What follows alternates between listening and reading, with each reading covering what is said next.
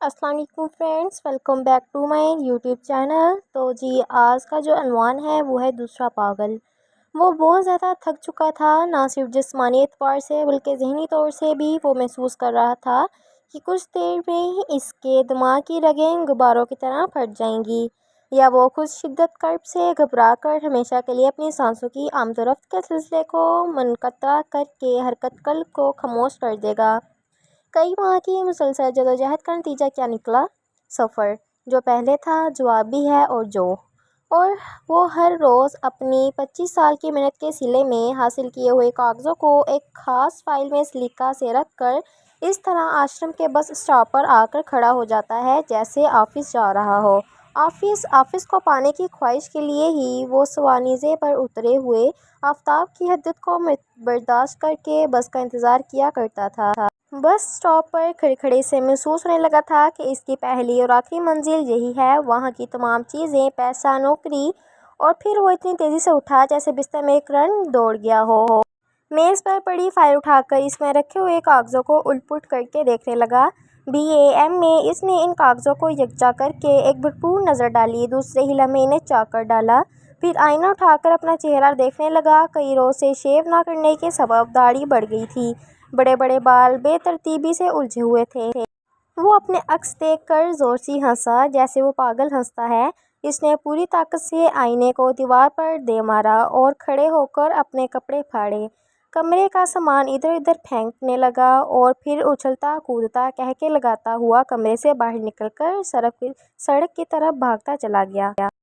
اس کی نظروں میں تصویر کی طرح اتر گئی تھی حلوائیوں کی دکانیں، فوٹوگرافر، کیمسٹ، بس اسٹاپ کے نزدیک بیٹھا ہوا موچی، پیٹرول ٹنکی، ٹھیلیوں پر رکھے ہوئے پھل، سب کچھ اس کی نگاہوں میں اس طرح بس گیا تھا جیسے برسوں سے وہ ان سب کو دیکھ رہا ہے۔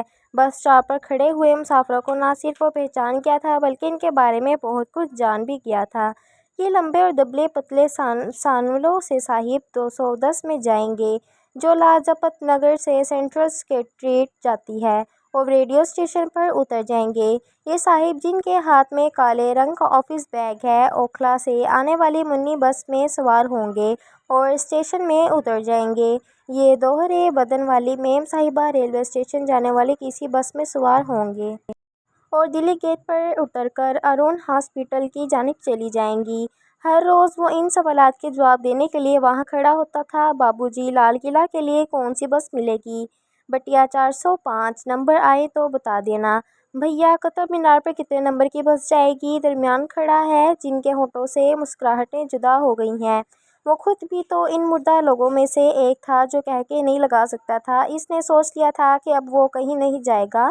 گھر سے آئے ہوئے تمام روپے آہستہ آہستہ ختم ہو چکے تھے۔ کب تک وہ گھر سے پیسے منگواتا رہے گا؟ ہر روز کئی روپے بس کی ٹکٹوں میں بے مقصد ضائع ہو جاتے ہیں۔ جگہ جگہ درخواستوں کے ساتھ پوسٹل آرڈر لگاتے لگاتے وہ تنگ آ چکا تھا۔ پچھلے 3 روز سے وہ کہیں نہیں گیا تھا۔ ذہنی کرب اور بھوک کی شدت اسے تڑپا رہی تھی، اور ان سے نجات حاصل کرنے کے لیے پیسہ درکار تھا۔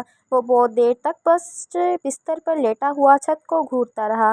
نوکری، بھوک، پیسہ، پیسہ، بھوک، نوکری، مکڑی کے جالے کی طرح یہ 3 الفاظ اس کے ذہن میں الجھ گئے تھے۔ اچانک اسے چھت کی سفید سطح پر اس پاگل کی متحرک تصویر نظر آئی۔ وہ زور زور سے ہنس رہا تھا اور اپنے ہاتھ میں لی ہوئی روٹی کتے کو کھلا رہا تھا، اچھل اچھل کر اپنی خوشی اور بے فکری کا اظہار کر رہا تھا۔ اس کے ذہن میں پھر وہی الفاظ ابھرے، بھوک۔